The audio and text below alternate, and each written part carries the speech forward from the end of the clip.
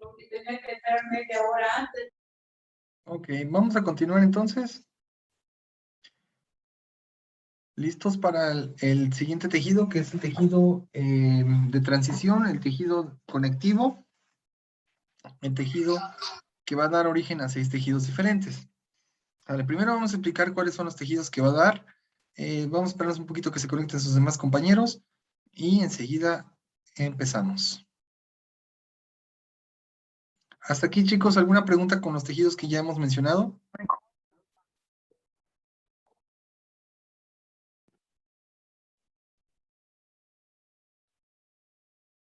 ¿Hasta aquí alguna pregunta, chicos?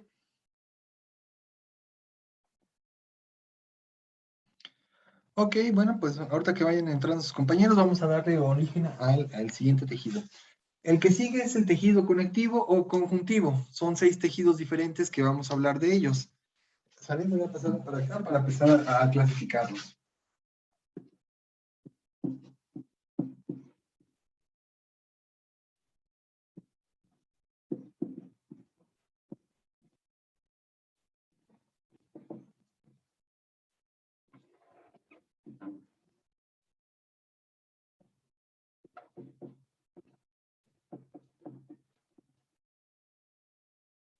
El primero vamos a hablar es el tejido lipídico, después viene el cartilaginoso, hematopoyético,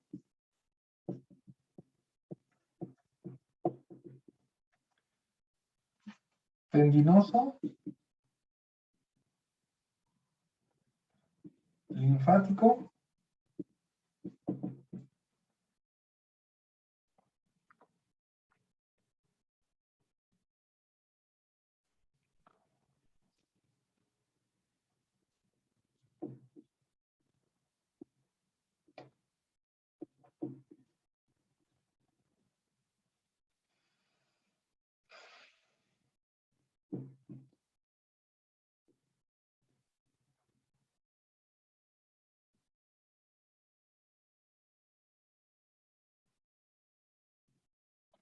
ok, son 7 tejidos los que se van a formar.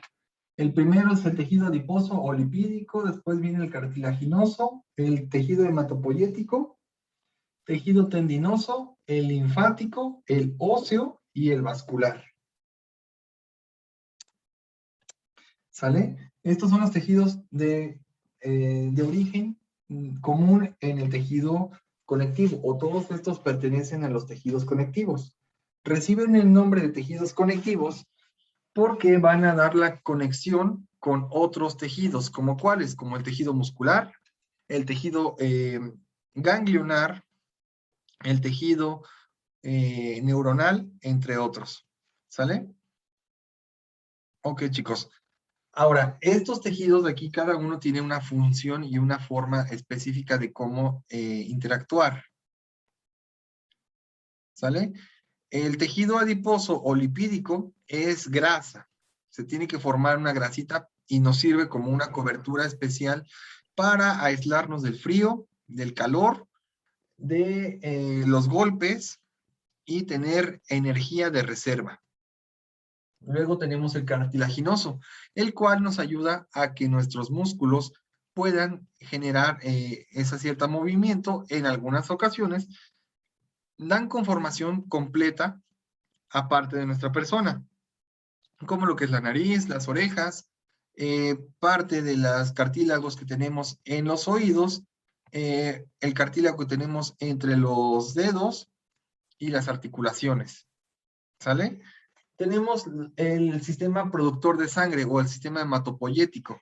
Es un tejido que va a formar todo aquel sistema que nosotros nos ayuda a transportar oxígeno, a llevar de un lado a otro los nutrientes, a poder obtener alimentos de las mismas células, entre otras cosas. También da la formación al sistema inmunológico, que es el sistema linfático, y al sistema tendinoso, es decir, los tendones que ayudan a que nuestros músculos puedan abrir o cerrar nuestra mano, los tendones se contraigan y se cierre la mano, se extiendan y se abra. Al igual que los tendones que dan el movimiento o la palpitación al corazón, entre otros. ¿Sale? El sistema óseo, gracias a él tenemos un esqueleto, somos una persona con 265 huesos, ya contando los huesecillos internos del oído, y vamos a hablar de ellos también más adelante, ¿sale?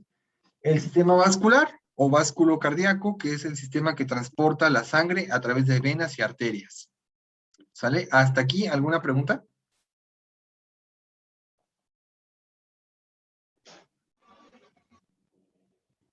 ¿No? Bueno, pues vamos a empezar a dibujarlos porque son células interesantes cada una de ellas. Son células que vamos a tener un bloque común para poder identificarlas. Primero, las del bloque lipídico son células amorfas, no tienen una forma característica y son por lo general de un aspecto con una vacuola o con una capa intermedia bastante grande. Y se ven más o menos de esta manera.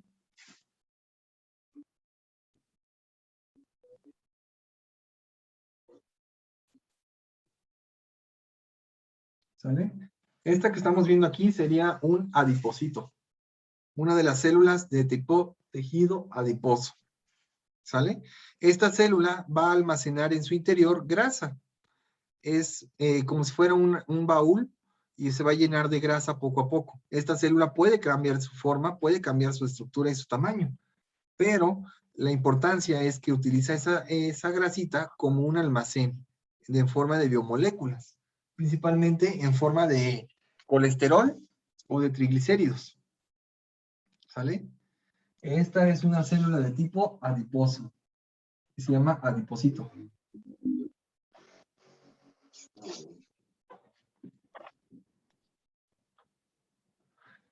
¿Sale? La segunda célula, que son los tipos cartilaginosos, son células con formas de llave. Son células parecidas a lo que viene siendo un bloque de llave o un bloque de construcción. ¿Cómo son esas? Son así.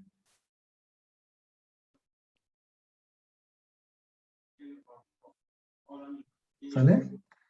Estas células alargadas con una forma parecida a una llave son los células derivadas del cartílago. Se llaman espinocitos. No, queratinocitos, perdón.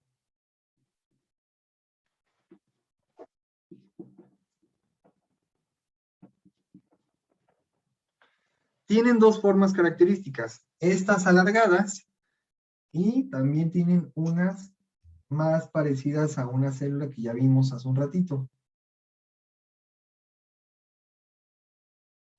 Se parecen mucho a unas células, ¿verdad? ¿A cuál creen que se parezca más?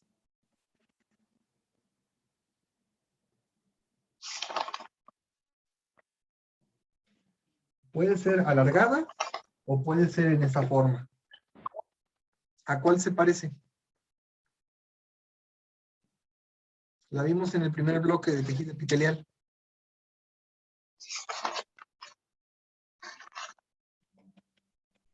¿A cuál se parece, chicos? ¿A la célula procariota? Bueno, todas estas Sí. no, parecidas, pero no. Las procariotas, acuérdate que son las bacterias o los organismos unicelulares.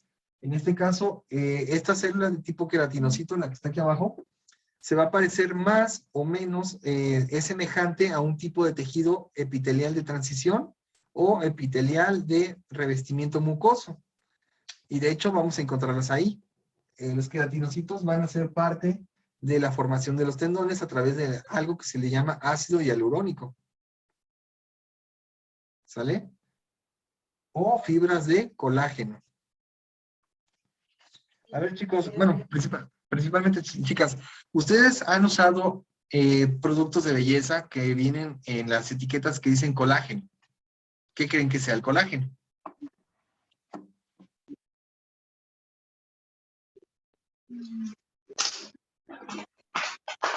¿Qué es el colágeno, chicos? Me parece que es lo que fortalece nuestras uñas, el cabello y la piel. Más o menos. El colágeno se encuentra en esos mismos tejidos que acabas de mencionar y en muchos otros más. Ahora, el colágeno es una sustancia proteica, ¿sale? El colágeno es una proteína que se deriva de estas, de los queratinocitos. Y estos dan origen al tejido cartilaginoso. Hagan de cuenta que un cartílago es el precursor de un hueso. ¿Sale? Es la etapa intermedia entre un hueso y una especie de células planitas o gelatina. Es un hueso, pero no tiene la característica de ser duro. Tiene la característica de ser flexible y elástico. Puede deformarse y regresar a su forma original. ¿Sale? Bueno, después tenemos el sistema hematopoyético. Tenemos muchas células aquí que mencionar. En esta ocasión vamos a hablar que solamente se van a dar origen a dos bloques, que son el bloque linfoide y el bloque mieloide. ¿Sale? Son muchísimas células, las vamos a mencionar más adelante, claro que sí, pero por el momento solamente vamos a mencionar las bloque linfoide y bloque mieloide. ¿Sale? Estas las vamos a encontrar directamente debajo de los huesos y sirven para formar nueva sangre y nuevos tejidos orgánicos. ¿Sale? Luego tenemos los tendinocitos, son fibras parecidas, de hecho se parecen mucho a los queratinocitos. Los tendinocitos son células muy parecidas. Vamos a ver las que son parecidas en cuanto a la forma secundaria. Ven así. Y se parecen mucho más a las fibras o a las fibras del músculo liso.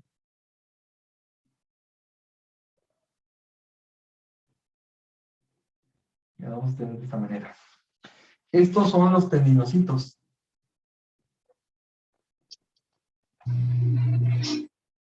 Son células que se van a encargar de formarse una estructura parecida a una liga, elástica, fuerte, a base de colágeno y de ácido hialurónico. Estas tienen la característica de ser elásticas. Se estiran y regresan a su forma original sin desgarrarse o romperse. ¿Sale? Luego tenemos las células linfáticas. Aquí vamos a hablar de dos principales. El linfocito T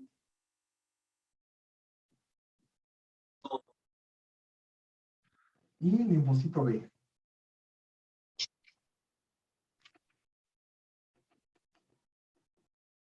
¿Vale? Ambas son hermanas, son parecidas.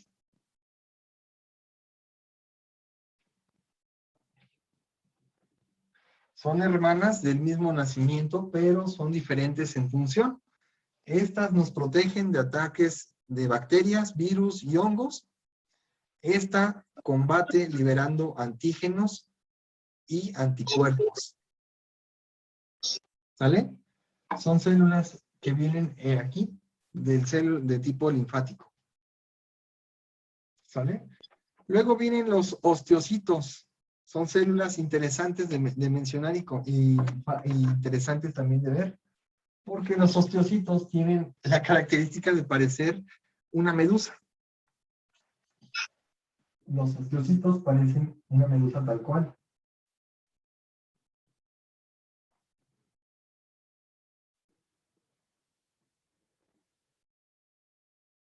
Y pueden variar de 2 a 3 núcleos. Entonces, la medusa de hasta allá, no sé si se logra ver. De todas maneras, ahorita le mando la foto para que puedan checarla. Esta sería un osteocito, un precursor del hueso. O mejor dicho, la célula formadora del hueso.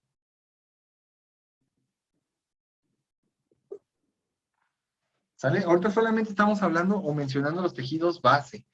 Más adelante vamos a empezar a ver los tejidos base, pero conforme al desarrollo histológico y gestacional de cada uno de nosotros. ¿Sale? Necesito que esto los tengan bien entendido porque de aquí vamos a partir. ¿Sale? Hasta aquí, chicos, ¿alguna pregunta?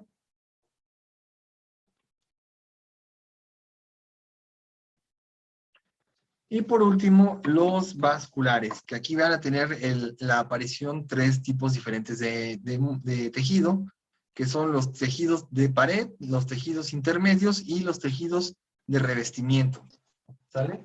En este caso, pues los de pared son como si fueran ladrillos, más pequeñitos que los bloques musculares y más agrupados en forma de cubos, ¿sale? Son de pared externa de las venas y arterias, son células de tipo, son una célula especializada, pero su origen común es el epitelial de revestimiento o el epitelial ay, ¿cómo se llama el otro? Se me fue el nombre, perdón, se me fue. Es de estratos. Se ve muy parecido al epitelial de estratificado. De hecho, es parte de ese mismo al inicio común. Ya después se transforma y se especializa para hacer el recubrimiento de las venas y arterias. ¿Sale? Este es el de pared.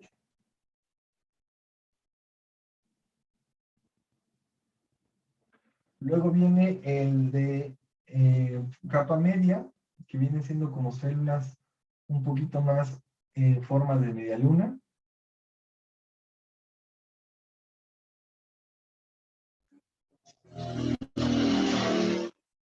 ¿Sale?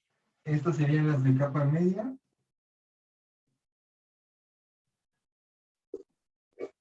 También aquí vamos a encontrar, en esa misma capa media, vamos a encontrar las válvulas que liberan o aumentan la presión arterial y venosa. Y por último tenemos la capa más profunda que está en contacto directo con la sangre y es de revestimiento, es epitelial de revestimiento. ¿Sale? ¿Hasta aquí alguna pregunta de esto?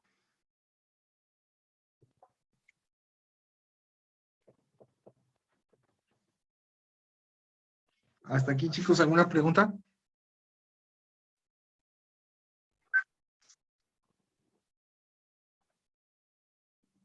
¿No? Ok. Bueno, hasta aquí vamos a dejar por el momento con los tejidos, porque el último tejido, el tejido nervioso, solamente tiene un solo tipo de células que van a transmitir el estímulo de un lugar a otro. ¿Sale? Son las células tipo neuronas. Y existen 3 tipos de neuronas. Las axosómicas, axodendríticas y axocéntricas. Más adelante lo vamos a explicar un poquito mejor en las 2 clases, tanto en anatomía como en histología. ¿Sale? Hasta aquí quiero que me digan alguna pregunta, alguna duda que tengan. No. ¿Seguros? Profe, ¿Mande? ¿podría mandar una foto de la pizarra, por favor? Claro que sí, enseguida la mando, ¿sale?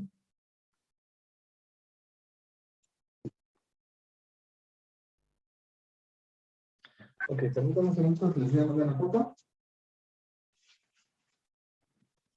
Por cierto, ya les puse el pase de lista para que ustedes puedan colocarlo.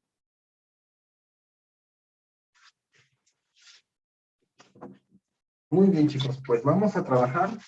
Ahora sí, vamos a hablar un poco de la histología a nivel de las capas más básicas de nuestro cuerpo. Y vamos a empezar a hablar de todos estos tejidos, pero a nivel de un bebé. ¿Sale? Vamos a hablar cómo es posible que nosotros estemos hoy aquí, por qué llegamos a este mundo, cómo es que llegamos a este mundo y cuáles fueron las etapas de transición o evolución que hemos sufrido a lo largo del tiempo. ¿Sale? Bueno, la clase pasada ya mencionamos y conocimos las 2 primeras células que vamos a ser los protagonistas de esta historia. ¿Sale? Conocimos al óvulo y conocimos al espermatozoide. Ahora vamos a hablar de cómo es que se lleva a cabo la interacción en estos 2. ¿Sale? Bueno, primero que nada ya sabemos que el espermatozoide tiene que fecundar a un óvulo para poder desarrollarse la vida. Ya dijimos la vez pasada también que gracias a la combinación de ¿cuántos cromosomas tenemos?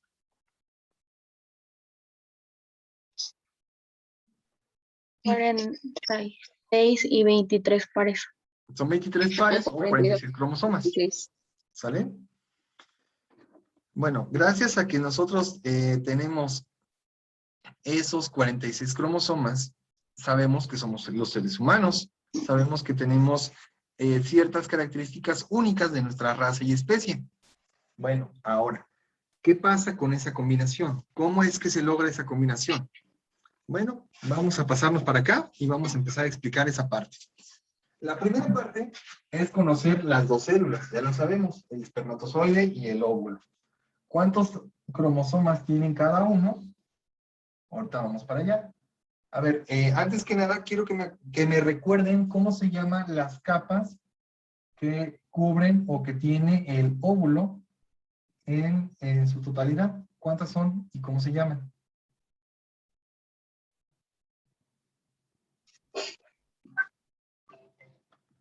A ver, chicos, cuéntenme, acuérdense cómo se llaman.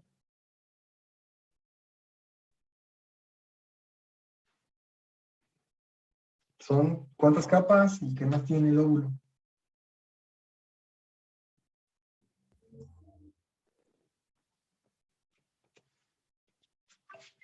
A ver, acuérdense. Eso ya lo dijimos la vez pasada en la clase, en las primeras clases.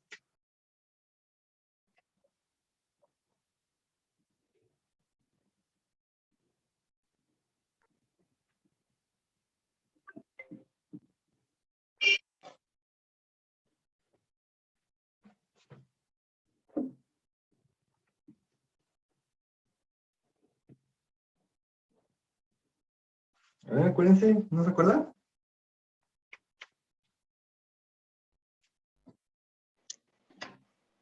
Primera capa se llama cuerpo coriónico. Segunda capa se llama el manto. Y tercera capa viene siendo el núcleo. Tenemos un punto aquí arriba que se llama esclusa. No sé si se está viendo, creo que no. A ver, permíteme. A ver.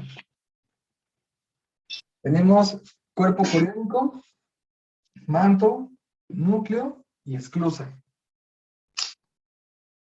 Y por parte del espermatozoide tenemos la fracción de la cabeza, o la porción de la cabeza, el cuello y la cola. ¿Sale? Ahora, ¿por qué tenemos, o cómo sabemos que nosotros tenemos 46 cromosomas, o por qué tenemos 46 cromosomas? ¿Por qué no tenemos más? ¿Por qué no tenemos menos? Porque nuestra genética marca que aquí la mujer tiene 23 pares de cromosomas en el óvulo. ¿Sale? Y el espermatozoide también tiene 23 pares de cromosomas.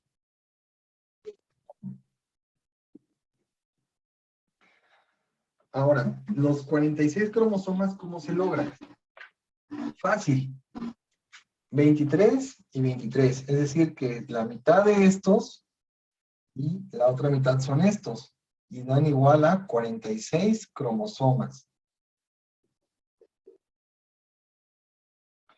O 23 pares. Ahora, ¿cuáles son los cromosomas que tiene el óvulo y cuáles son los cromosomas que tiene el esperma? Para empezar, el óvulo va a llevar siempre una carga de cromosoma X. Siempre, de base. ¿Por qué? Porque en el óvulo se encuentra la línea que vamos a repetir para lo que viene siendo la preservación de la especie. Los genes de nuestra especie los lleva el óvulo. Por eso lleva el cromosoma X. Ahora, para el género de lo que viene siendo, bueno, lo que viene siendo el sexo del nuevo ser, lo va a definir el espermatozoide, debido a que tiene, puede ser cromosoma X o puede ser cromosoma Y.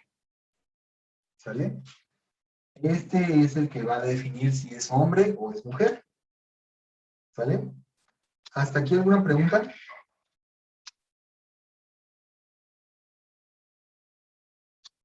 ¿Alguna pregunta hasta aquí, chicos?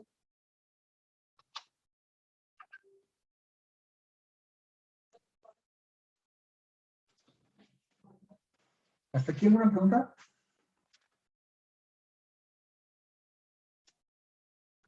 ¿No? Bueno, ahora, ¿cómo es que se forma un gen? ¿Alguien se acuerda cuáles eran las bases para formar un gen?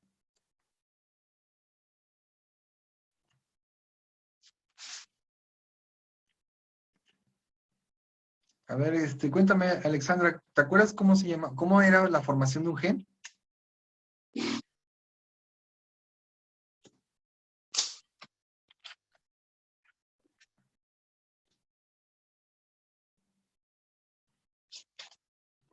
¿En qué se requiere? A ver, cuéntenme. Se forma por un fosfato, una pentosa y aminoácidos. Correcto, o nucleótidos. También se le puede llamar como base nitrogenada. Entonces, para que estos cromosomas funcionen, necesitamos forzosamente un grupo fosfato unido a una pentosa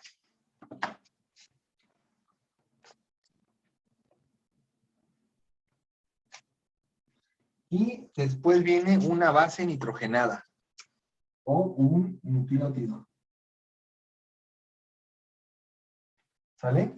Esto es la mitad del eslabón de un gen. Para que sea la otra mitad, se tiene que complementar con otra base nitrogenada. En este caso tiene que ser su homónima. Y tiene que tener una pentosa.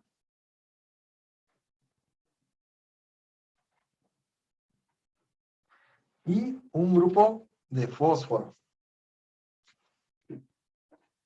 Esto es un gen. Ahora, ese gen, ¿cuántas veces se repite? Se repite millones y millones de veces. ¿Para qué? Para formar ADN. Y el ADN viene siendo representado por la totalidad de estos cromosomas. ¿Sale? ¿Hasta aquí alguna pregunta?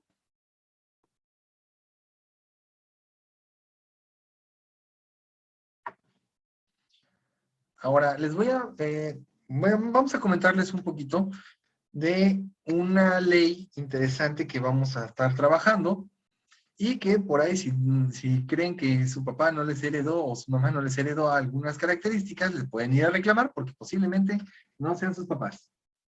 Vamos a checar cómo es esta ley, ¿sale? Vamos a hablar, bueno, primero que nada necesitamos tener este esquema en nuestra libretita porque vamos a seguir ocupándolo. Y ahora vamos a hablar de las 3 leyes fundamentales de la genética según el padre creador de ella, o el padre descubridor de la misma. ¿Sale? Ahora, antes que nada, ¿alguien conoce el padre de la genética?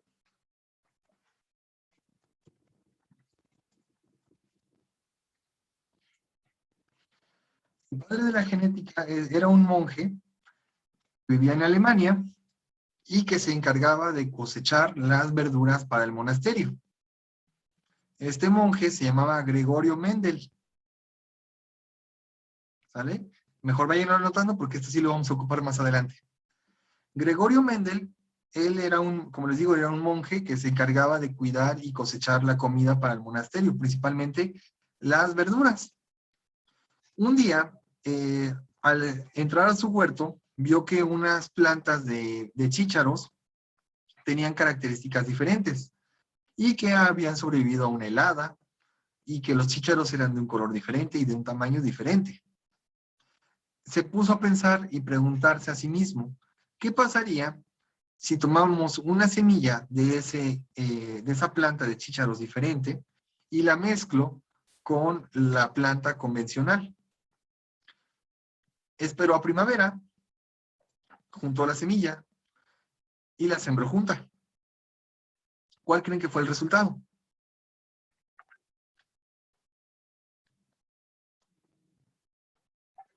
A ver, cuéntenme, ¿cuál creen que haya sido el resultado de esa mezcla entre 2 semillas diferentes? No iba a salir igual. Ok, no iba a salir igual, ¿qué más? Una especie nueva, o no, un chícharo nuevo, se podría decir. Y estás en lo correcto, es una nueva especie y es un nuevo chícharo también.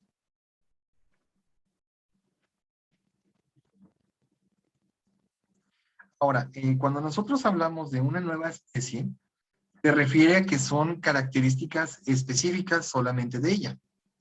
Por ejemplo, en el caso de los chícharos de Mendel, una especie de esta planta sobrevivía más al frío y la otra no. Al mezclarse las dos semillas, hizo una nueva especie, hizo una nueva planta de chícharos, donde tenía características de la primera y de la segunda. Es decir, tenía chícharos de un color diferente, que resistían al frío, pero podían ser cosechados todo el año. ¿Sale?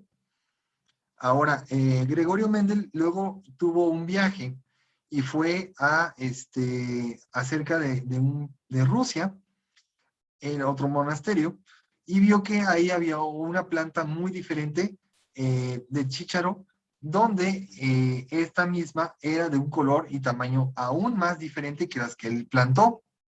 El chícharo era amarillo, y se preguntó que por qué cambiaba el color, si tenía algo que ver con la planta, si estaba mal cuidada, si no tenía suficiente abono, o no recibía suficiente luz. Bueno, entonces pidió que le regalaran una planta de chícharo amarillo y se la llevó de nuevo a su monasterio.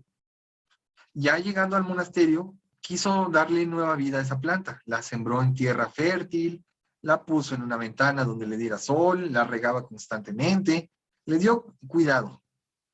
Vio que la planta seguía desarrollándose de la misma forma, seguía siendo un chícharo amarillo. Era un chícharo amarillo que crecía en el frío de Rusia, y que casi no tenía frutos. Su vaina era más pequeña. ¿Por qué creen que pasaba esto?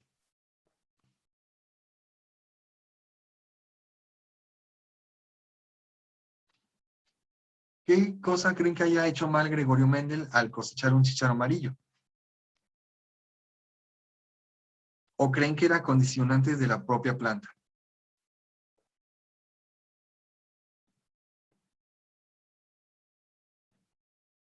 A ver, chicos, ¿qué creen que haya pasado ahí?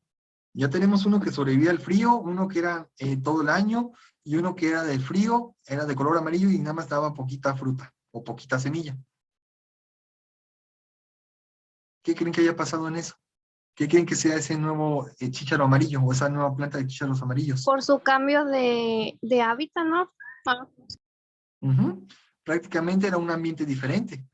Ahora, hablando de otro estudioso de las teorías de la evolución, cada especie va a buscar la forma de evolucionar para sobrevivir a su entorno, llámese plantas o animales. En el caso de las plantas, los cambios son menos perceptibles, es decir, cambian su color de hojas, se hacen más grandes, se hacen más pequeñas, se hacen tipo enredadera, se hacen tipo helechos, etc. Ahora, esta planta de chícharos tenía la misma, era de la misma familia, era un chícharo al fin y al cabo, pero era una especie diferente. Es como si ustedes se pusieran en fila con sus primos o con sus hermanos. Cada uno son de la misma familia, pero tienen variantes. Por ejemplo, un primo puede ser más alto que ustedes, o más chaparrito, puede ser más güerito, puede ser más moreno. ¿Sale? Aunque seamos de la misma familia, tenemos características diferentes. Las plantas también. Y aquí ahora tenía 3 plantas diferentes de chícharos. Unas verdes, unas amarillas y unas verdes que daban todo el año, pero no sobrevivían al frío. ¿Hasta aquí alguna pregunta? ¿No? Bueno, pues no se quedó quieto Gregorio Mendel. Un día lo mandaron a traer provisiones a Arabia. Entonces, pues de Alemania fue, tomó en ese tiempo la carroza y fue a buscar a un monje hacia donde estaba Arabia. Obviamente Arabia es un desierto. Entonces, igual encontró una planta de chícharos, pero esta era más roja. Era de un tono de un chícharo como de color verde tirándole a rojo.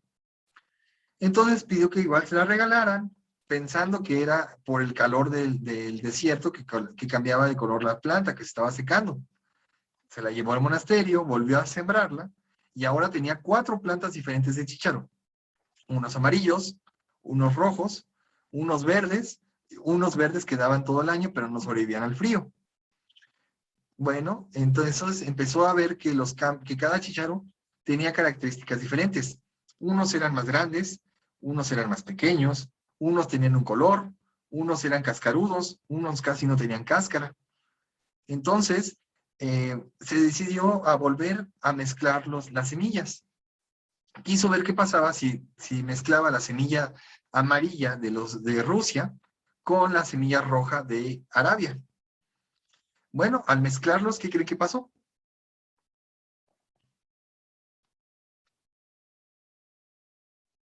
¿Qué creen que haya pasado con ese nuevo chícharo?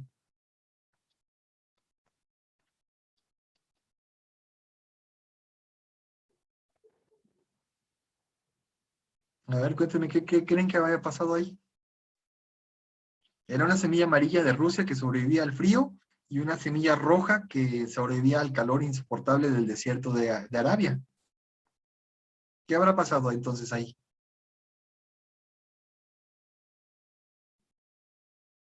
¿Cómo habrá salido el nuevo chícharo? ¿Cómo se imaginan que salió?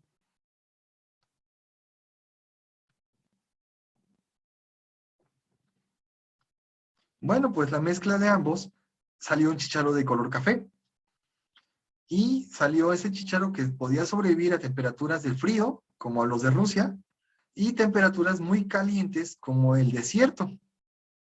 Ahora tenía 5 tipos diferentes de chícharos. Empezó a notar que si combinaba cada una de las especies de chícharo tenía características diferentes, pero iguales a las de sus antecesores. Y entonces postuló 3 interesantes teorías para lo que es la genética. Bueno, primero que nada, la palabra genética viene del latín genus o génesis. A lo mejor por ahí ya les suena algo familiar. ¿Alguien sabe lo que significa génesis? A lo mejor por ahí ya hasta nos hicieron a veces leer una o 2 veces en las clases de catecismo, en la iglesia o en algún otro lugar. Hemos escuchado la palabra génesis. ¿Qué significa génesis? El inicio de algo. ¿Correcto? Génesis viene del latín genus y significa el comienzo. ¿Sale? Entonces, la palabra genética, ¿qué significa? El origen de de una nueva vida, de algún nuevo producto, ¿no? Bueno, prácticamente significa el origen o el inicio de una especie. ¿Sale? Ahora, cuando Gregorio Mendel empezó a hacer sus experimentos con sus chícharos, vio que cada uno era diferente, que tenía características únicas y tenía algo que iba heredándose. Por ejemplo, las plantas rojas eran más chiquitas, las plantas amarillas eran más como si fueran amatojados o como si fueran arbustos. Las plantas verdes que duraban en el frío eran más altas. Las plantas verdes, pero que no duraban en el frío, eran un poquito más chiquitas y de hojas más anchas. ¿Sale? Ahora, cuando hizo los experimentos al mezclar las semillas, vio que había chícharos de matas grandes, con hojas anchas y con coloraciones diferentes. ¿Por qué? Porque al mezclar los genes, lo que él llamó gen, significa inicio o semilla. ¿Sale? Cuando mezclaba las semillas, vio que tenía características diferentes, pero que eran iguales a las de sus antecesores. Es decir, si era una planta de chícharos amarillo y la mezclaba con una planta de chícharos rojo, los nuevos chícharos iban a salir de color café, iban a salir con hojas más anchas, más chaparrita la mata, pero podía sobrevivir perfectamente bien a los cambios de clima frío y cambios de clima muy cálidos. ¿Sale? Tenía características de ambos padres, es decir, de ambas plantas antecesoras. Ahora, bueno, ya se nos va a acabar la segunda sesión.